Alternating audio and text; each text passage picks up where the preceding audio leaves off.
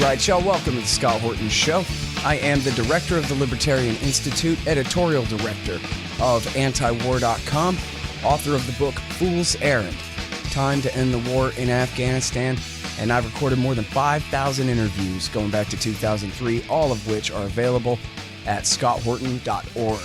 You can also sign up for the podcast feed. The full archive is also available at youtube.com/Scott Horton Show. All right, you guys, introducing David R. Henderson. He's a regular writer for us at antiwar.com. His column is called The Wartime Economist. He's a research fellow at the Hoover Institution and emeritus professor of economics in the Graduate School of Business and Public Policy at the Naval Postgraduate School. He's the author of The Joy of Freedom, An Economist's Odyssey, and more. Check him out at original.antiwar.com/Henderson, where his latest is called Is China an Economic Threat? Welcome back to the show, David. How you doing, sir? Good, Scott. How about you? I'm really good. Happy to have you back on the show. And at antiwar.com, we just have the splash page to the full piece is published over there at the Hoover Institution. Is China an economic threat? And I think you sum up the concern pretty well at the beginning here that people regret, maybe not even just Clinton and Gingrich bringing China into the World Trade Organization, but maybe they even regret Nixon and Kissinger going over there and opening up China in the first place and sending Milton Friedman to teach Deng Xiaoping about markets and these kinds of deals, because now we've created a monster and it's the Red Dragon rising, and they're going to conquer the whole world.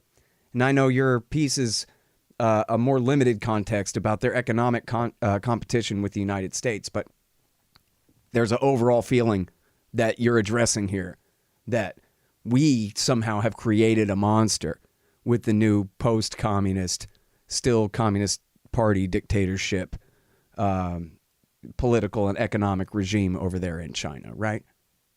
Right. And of course, as you say, I don't address some of those foreign policy things. Mine is the more limited one about economics, but it seems to me when I read people, economics is a big part of it. And somehow they don't get the basics of gains from trade, that if China is producing something that people here buy, we benefit, they benefit. Gains from trade don't stop at the border. Right. Okay, but now, so the obvious objection is, if the owners and managers of American companies have so much of their junk produced offshore that Americans no longer have those jobs producing that stuff, then we're unable to buy it, even at lower prices. Well, if that were true, it wouldn't be a problem, even from their viewpoint, right? In other words, if we're unable to buy it, then we aren't buying it. The fact is we are buying it. So there's something wrong with that argument. All right. Well, so then what's the big concern? It's the standard concern, whether it be trade with China, trade with Europe, trade with Canada, trade with Mexico. When we buy something that we can get for a given quality cheaper abroad, or for the same price but higher quality abroad, people in the industries that compete, the domestic industries that compete with those products, lose jobs. And when they lose a substantial part of their income for at least a few months, maybe a year, maybe more. Economists can show, and they've shown over and over, that the gains to consumers, the tens of millions of consumers, outweigh the losses to those workers. But because each consumer gains only a little on a given trade in an industry, a given product, the consumers have virtually no voice in the policy process. It's not even a whisper. Whereas the workers, either thousands or tens of thousands, depending on the industry, who lose their jobs, have a big voice. And so they lobby. And so we get this distorted view that says we aren't gaining from trade with China, whereas in fact we are. Now, the other interesting thing I point out in the piece, citing some studies on this, or one particular study on this, is that the people who gain disproportionately from trade with China are lower income people. And so, first of all, lower income people even have less of a voice in the policy process. And so we don't hear from them. And so, this is a net gain to lower income people, but that's not mentioned by the critics of trade with China. Mm-hmm. All right. Now, and it's interesting, right? Because whether it's labor or management in terms of those interest groups and supposedly represented on the political left and right there, they both represent the supply. Whereas in capitalism, it's the customer that's king, only as you say, the customer doesn't have a powerful lobbying group. The customer is, sort of all of us diffused the masses, whereas the suppliers, whether management pushing for these deals or labor opposing them, they are much smaller but much more organized and much louder in getting their interests represented by Congress, by power. And I would just add, management often pushes against these deals. In other words, it's laborers and managers together in a given industry that's threatened by imports that try to push to limit imports. So you look at the steel industry, you look at a lot of other industries, and they're working together with the unions or with the laborers, and often they're unionized to oppose these deals. Right. Well, now, personalities on TV news and whatever always kind of carry away the imaginations of the people and all of that. But it seems like in 2016, there was a really strong economic argument from Bernie Sanders on the left and from Donald Trump on the right, representing some of labor and some of management there, different factions, I guess, that all of this, trade with China has really hurt the American middle class. You say it's benefited the poor. Maybe there's more poor because they can't get a good middle class job making a thing. And those narratives seem to be really powerful. They seem to really resonate with people, that their lives have really changed for the worse because all their jobs have gone to Mexico and to China. And so You're saying that's an illusion, but a lot of people sure seem fooled by it. I'm not saying it's an illusion. I actually, in the article, agree with that point, that there are some people who are worse off in the short run because of trade with China. And that's just a fact. Mm-hmm. Well, but I guess it's how many is that sum, and is it enough that... The high-end estimate from this guy, David Otter at MIT and his colleagues, is 2 million jobs lost.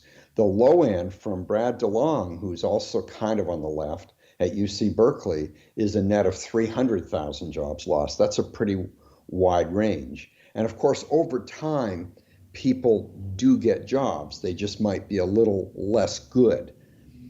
Mm-hmm.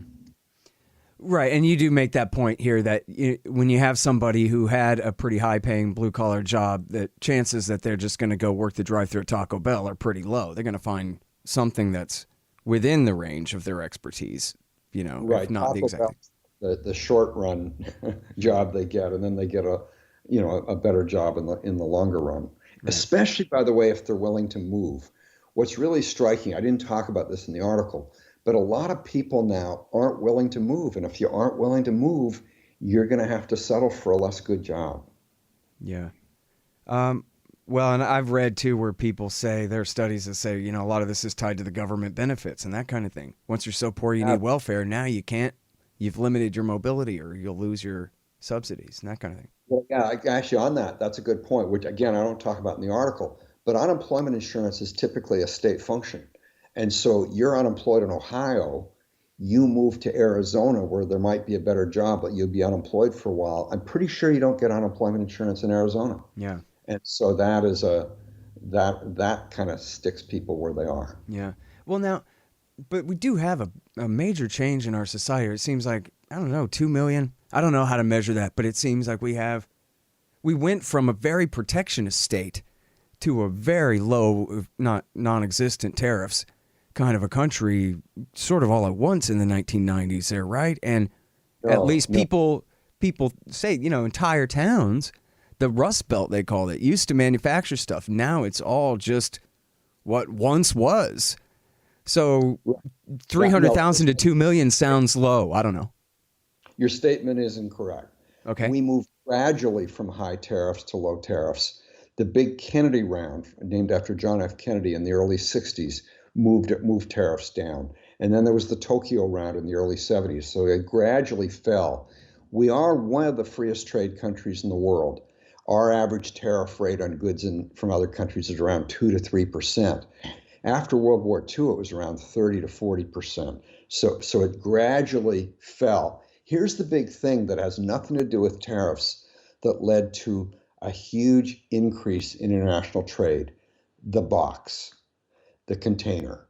And so there's a guy who wrote a whole book about this. It's a fantastic book laying out how containerization and putting these containers on ships dramatically reduced the cost of transportation between countries over the ocean. And it did it in a couple of ways. It's cheaper than to just have it all in a box rather than all these individual items. But the other way is there was a huge amount of theft by workers as they're pulling the things off the boats. And now that theft is essentially zero because they can't open up the box easily and steal things from it.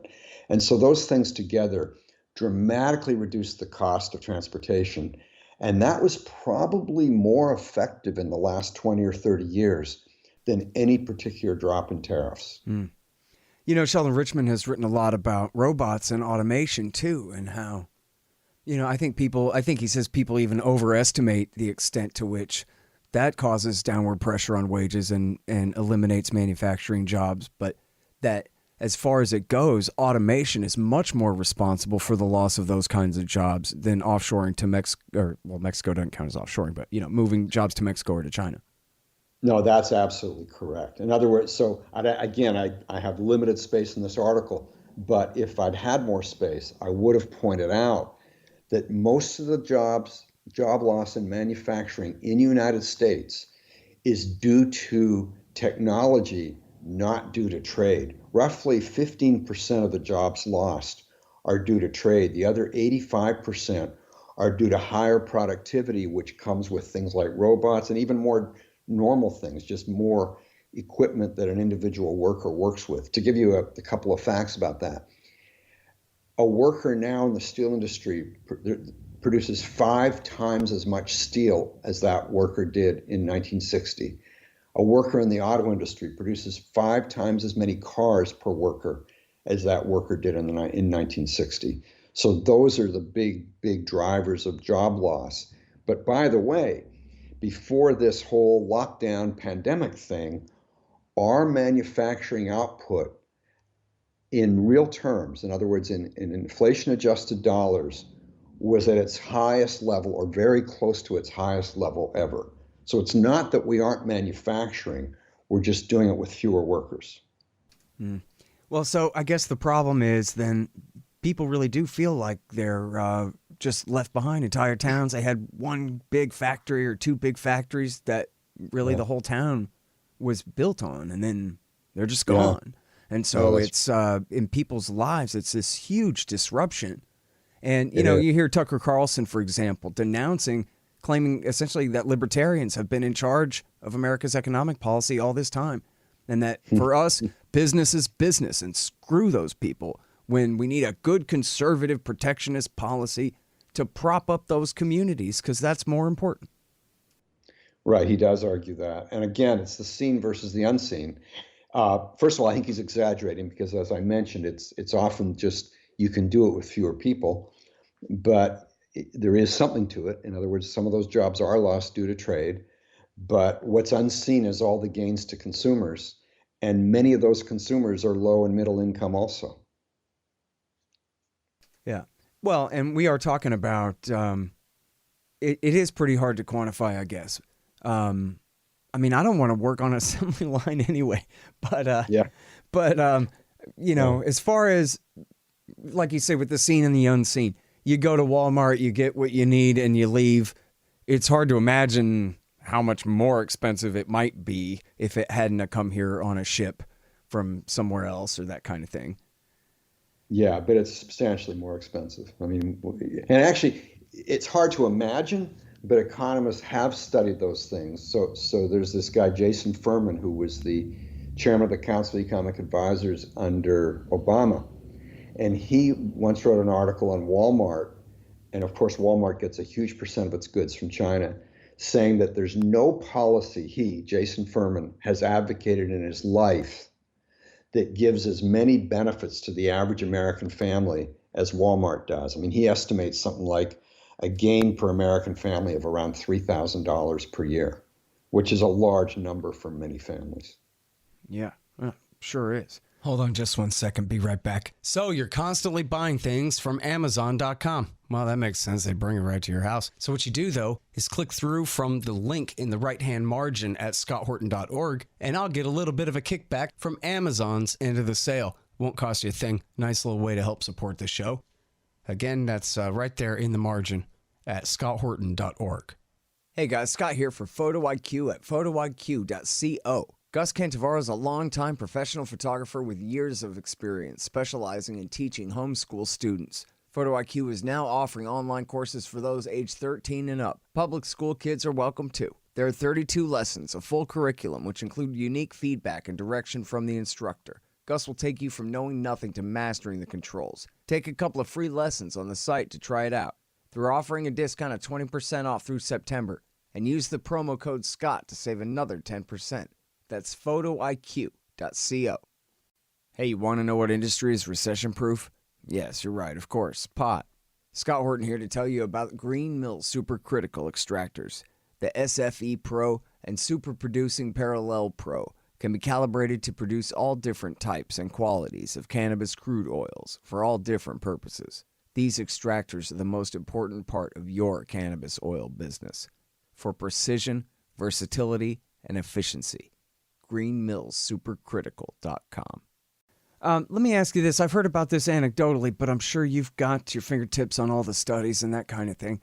I've heard it said, for example, that, the X giant corporation that I work at, that if only we had just maybe 1 or 2% fewer regulations dictated to us from D.C., then we wouldn't have moved to China. That was our margin. It's a small percent, but it's a lot of money, and so at the end of the day, we had to move to China just because the Americans just regulate us to death. And essentially, if they would just back off a little bit, that would have been enough to stay. But so I wonder whether how over-regulated is American business, and do you think that amounts to much of a margin when it comes to offshore? Well, I think we're heavily over-regulated. I'll give you a couple of facts in a minute.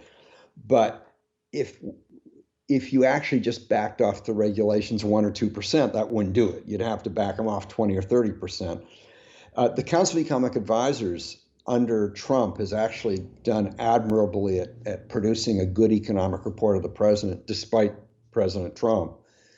And they had a chapter on regulation in the economic report a couple of years ago. And I was at the Council of Economic Advisors under Reagan, so I'm one of the people who reads these things every year.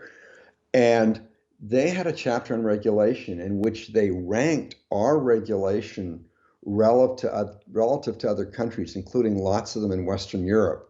And we're only about in the middle. We are more regulated than, say, industries, companies, the economy in the Netherlands, for example. And so it is true that there are a lot of very damaging regulations, and that certainly is a factor.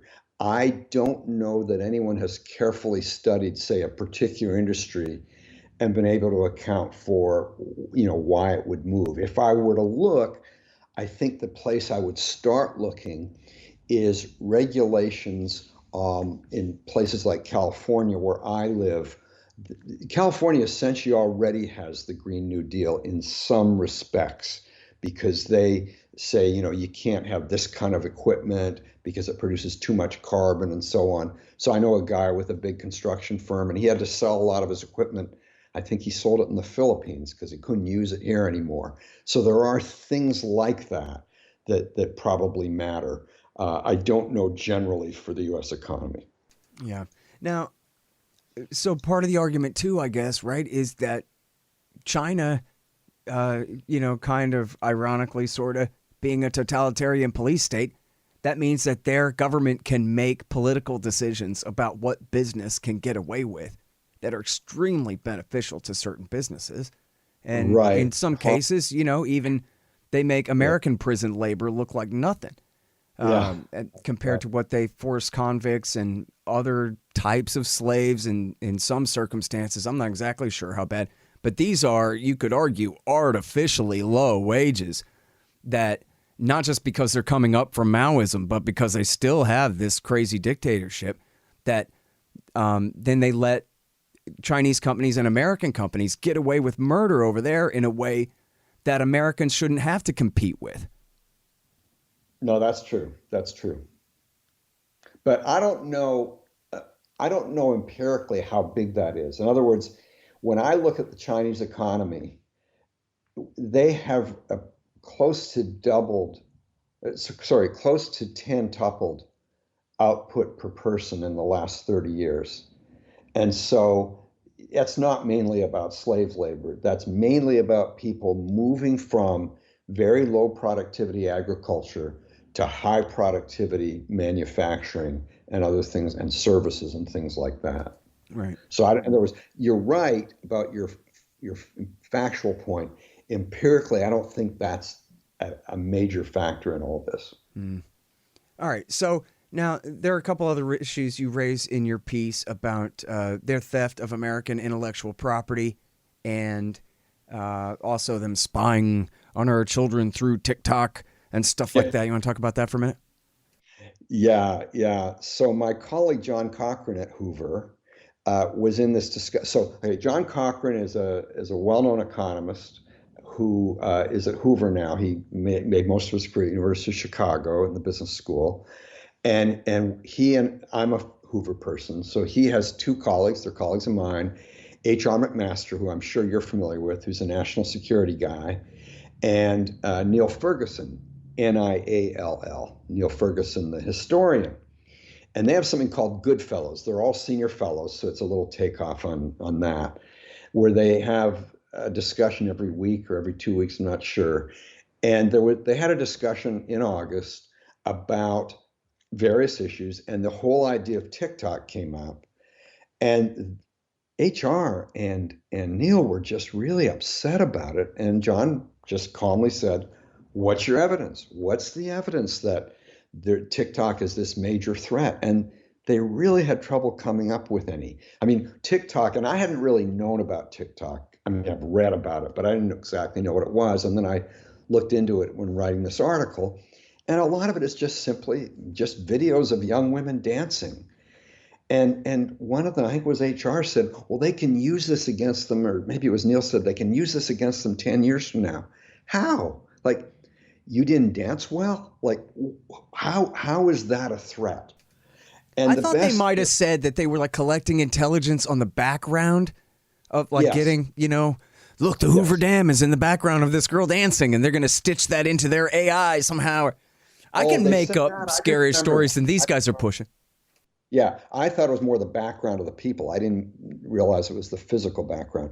But like Neil Ferguson's best argument was, well, it's addictive. Of course it's addictive.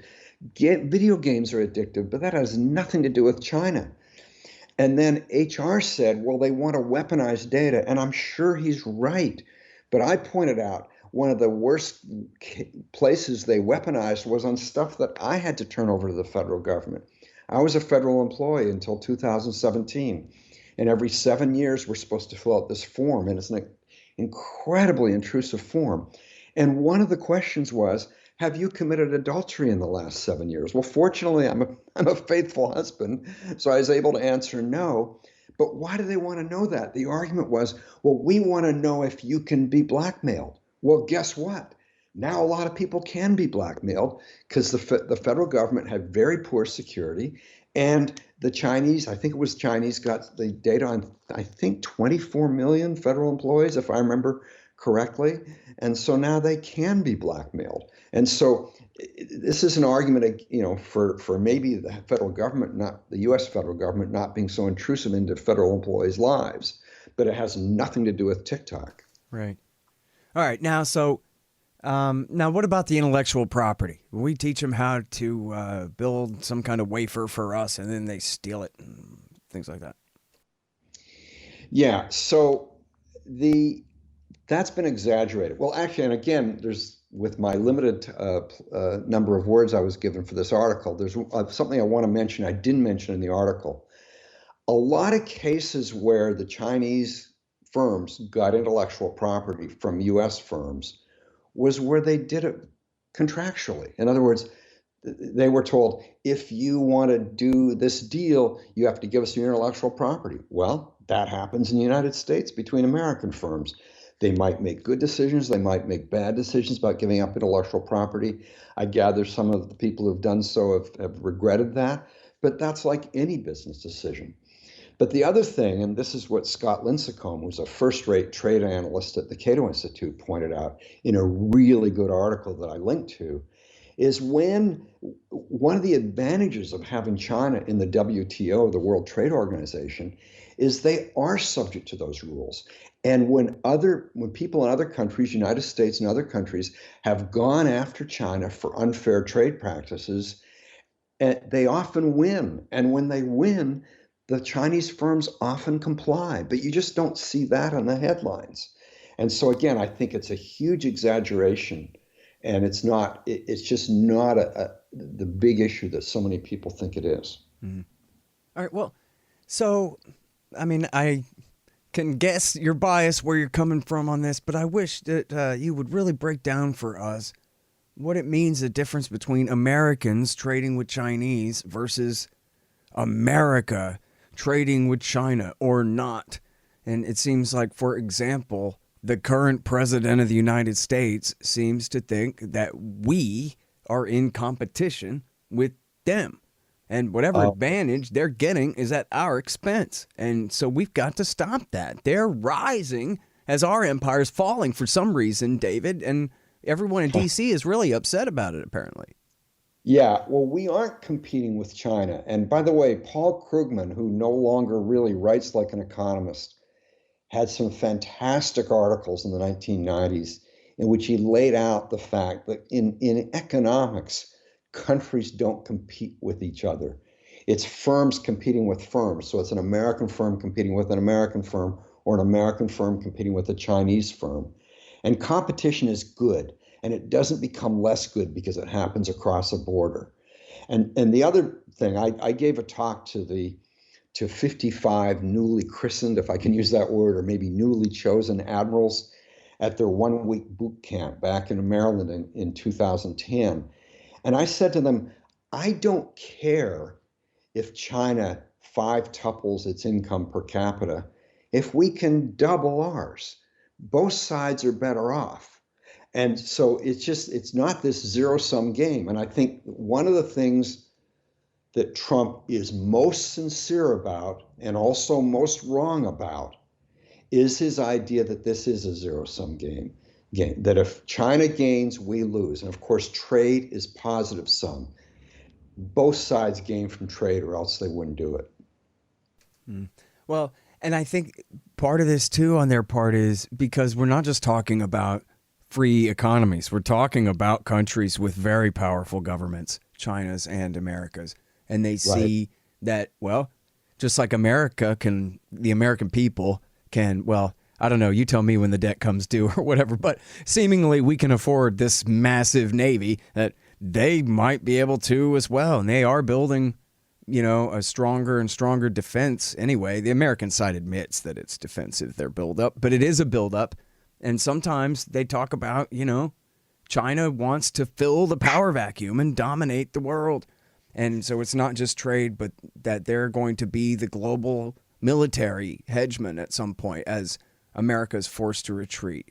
Are you concerned about that? I'm not. And let me just say a couple of things. Let's say they tripled the size of their military and we have the size of ours. We would still have ample defense, and I emphasize the word defense, not offense. And we've got this great thing protecting us from China. It's called the Pacific Ocean. It's very hard to come up with any reasonable scenario in which the Chinese invade us. Now, could they threaten us with nuclear weapons? Yes, and they absolutely can do that. U.S. government can threaten them with nuclear weapons. I'm not comfortable with that, but that's a very, very different issue. And they've got that anyway without any more expenditure on military. And as far as them dominating China and dominating Central Asia, maybe they'll build a railroad to Lisbon and rule all of Eurasia. Then what? We'd have to go to war with them then, right? Again, I just think the scenario of just dominating Western Europe is just so unlikely. I mean, Western Europe's economies altogether are still larger than that of China. And so again, it's just hard to imagine that scenario. Okay, so here's something that I wonder if you dealt with at the Hoover Institution or in your studies on these economic issues. Is what about the interest groups of the corporations that trade with China in mostly just civilian goods of whatever description versus the military industrial complex firms whose highest priority is selling weapons to the U.S. government? It's obvious why the latter would want to pick a fight with China all the time. And frankly, I've been relying on the former to keep the peace because I don't know what there is no other interest group in America who, has any power preaching cooperation other than hopefully these massive corporations with billions of dollars on the line, right? And their futures on the line. But I wonder, it doesn't seem like they ever stick their neck out and fight very hard for keeping the peace and keeping, well, the old status quo compared to the rising hawkishness and Cold War against them. But it seems like who in America other than the Navy and the Air Force and the people who sell them ships and planes have an interest in any kind of increase in tensions between our country and theirs? Well, I think one interest group that doesn't get talked about enough, and actually I think Doug Bondo on IAWar.com is talking about it more now. I think he calls it the blob. And I do think there are probably, I'm going to guess, 2,000 foreign policy analysts who make a good living by kind of stirring the pot. And they are intellectuals, they are smart, they are productive, and so they can have a big impact. And I think that's a factor. That's an interest group that is underrated. I'll give you an example. I have this friend, for obvious reasons, when I tell the story, I'm not going to name him, but he was a colleague on campus. I'm retired now, so I'm not there. But his specialty was the Middle East. And about 10 or 15 years ago, I ran into him and said, "Hey," I'll call him X. "Hey, X, how are things going?" He said, "Oh, great. There's all kinds of unrest in the Middle East." So in other words, when there's more crap happening, there's more to write about, there's more to be asked about, there's more to go on talk shows about, and so on. So I think that is a factor.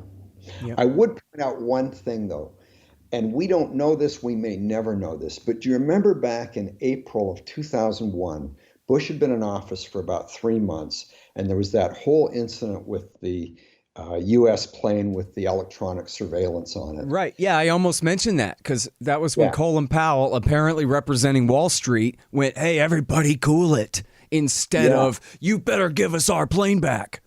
Well, there you are. You already know more than I do. I always wondered, did someone at Walmart go and talk to Bush? Because he dealt with that beautifully. I mean, I'm just thinking a bunch of major corporations must have gone to him. Maybe they did it through Colin Powell and said, "Hey, cool it, buddy. We can work this out." And they did work it out. Right. Yeah, I mean, that obviously should be the model. And who knows? Maybe Dick Cheney was just seething through that. In fact, you know what? I think it's in the Norman Solomon documentary. Okay.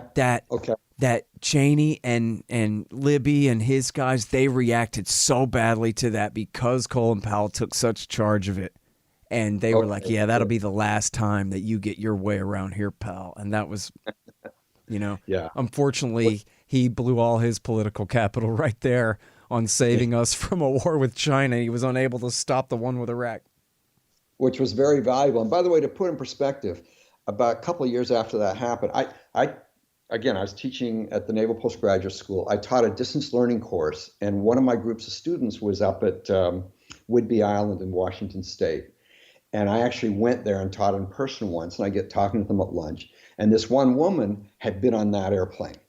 And I remember saying to her, "Were you scared for your life?" And she said, "No, not really. They treated us pretty well." And it's like, holy cow, that is just so interesting. Yeah. Boy, I'd take those days back. One thing that Doug Bondo says, too, is that, the current guy is probably the worst dictator they've had. since Deng Xiaoping and the right took over the country and the death of the real communists back in the 70s. But he's going to die someday too. And there's no reason to think that really the whole Communist Party is as totalitarian as he apparently is. But even then, as we've seen over and over again, ruthless domestically, psychopathically murderous even domestically, doesn't necessarily translate into a dangerous foreign aggression at all. No, that's right. And I think Stalin's an example of that in his last few years. One of the most horrible people ever in the world, certainly competitive with Mao and Hitler. And yet he ran a fairly conservative foreign policy ultimately. Yeah. And thank goodness for that. It wasn't too much gray area to work with at that time. Yeah. Right. Which, by the way, this is kind of a funny way to end the interview. But Dave, have you ever read Daniel Ellsberg's latest book, The Doomsday Machine? No, I read his previous one, but I haven't read this one. Oh, okay. Yeah, I think you'll like it. It's all about the H-bomb and his days as a nuclear war planner. And so Confessions of a Nuclear War Planner is the subtitle. And I'd be interested in what you think of that, because it's really something else. I'll tell you what. And I think I'm gathering you think it's really good, right? Oh, yeah. I'm continually impressed by it. I think about it all the time. I probably should read it again. There's so much great stuff in there. Yeah. But yeah, when you talk about the Cold War, that's the context that for any discussion of any activity anywhere in the 50s and 60s, that the truths in that book should always be the background. For sure. Yeah. Anyway, and I think if we have a nuclear war, it's more likely to be by accident. As you probably know, we've had a few of those that almost blew up. So. Well, you know what? So I'm glad you say that. I think I'm starting to disagree with that, but here's why. It sort of makes sense. And you see this all the time in the case of Russia and China, but more and more in the case of China, where they talk about, oh yeah, we're building up all of our war plans and all of our capabilities, and we are preparing for war with China. That was one of the headlines earlier. And what it is, this sounds stupid, but it's my best explanation as far as I understand it anyway, is it goes like this. Everybody knows they have H-bombs. Of course they have H-bombs. It goes without saying that they have H-bombs. But then that means that in reality it goes unsaid that, well, yeah, but they have H-bombs. And so they actually can go about spending years drawing up plans for some massive conventional war with China. And here's how fun it'll be. We'll use our B-1s. That was the new Reuters piece the other day. Yep, they can hit our carriers. It's true. So we'll just hit them with our B-1 bombers from Guam. And coming up with all of these things, but as though we're not talking about nukes. We're not talking about, a World War II worth of casualties in an afternoon, which is exactly what would happen if we had a real war with China. It's like virtually a 100% certainty that it would turn to nukes if we had a real, full-scale war with bases being bombed on both sides and stuff, right? And so, I don't know. It seems like sort of like with Iraq. It's a very kind of unreality that rules the conversation. Yeah.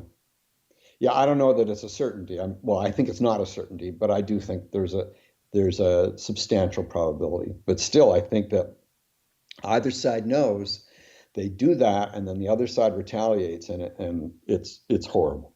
Yeah. Well, one thing was they shot those ballistic missiles, the aircraft carrier killers, they call them, when America was doing an exercise in the South China Sea 2 weeks ago or 1 week ago. And they fired 2 of those. And I think the Americans got the message that we don't have a defense for that.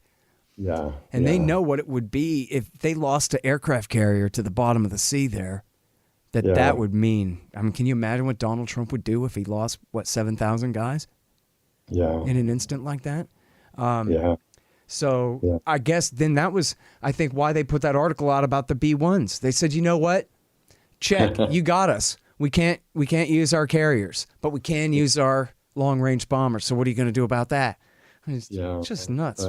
Anyway. Well, in fact, I think it was Churchill who said in the First World War, before the First World War, when the Kaiser was building up his navy, that I think Churchill said it was a luxury navy. In other words, it just didn't make a whole lot of sense.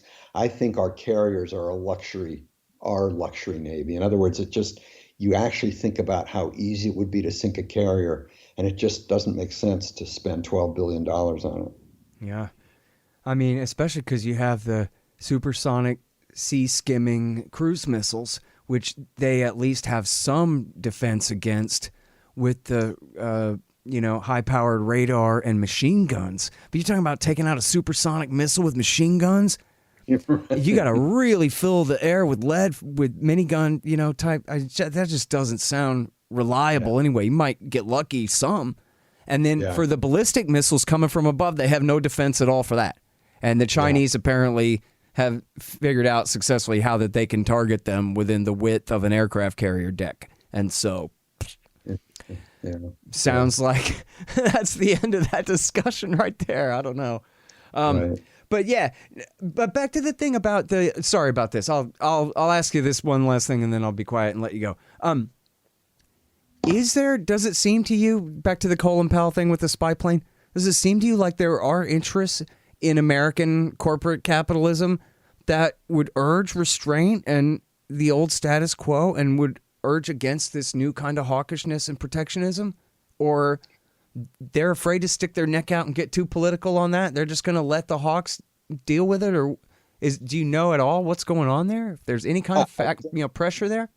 Yeah, I don't know, but I watch Tucker Carlson a few nights a week, and he certainly thinks there are companies that really want good relations with China. He thinks that's bad. I think that's good. Yeah. That's a pretty big difference. But yeah, I think there's something to what he's saying. We just evaluate it very differently. Yeah. Yeah, I think we really need some, I don't know which American capitalists of some stature to explain, not in a elitist to populist sense, but, to the other elites, that what you guys are doing here is wrong. You need to sell Navy ships, fine, but you're pushing this too far. You have to ratchet this down, Yeah. No, that's right. That's right. All right. Well, listen, I sure appreciate the job you're doing in this great piece here. It's called "Is China an Economic Threat?" It's at the Hoover Institution, and it's also running, of course, at antiwar.com at original.antiwar.com/Henderson. Thanks very much again for your time, David. Thanks, Scott. The Scott Horton Show, Anti-War Radio, can be heard on KPFK 90.7 FM in LA, APSradio.com, antiwar.com, scotthorton.org, and libertarianinstitute.org.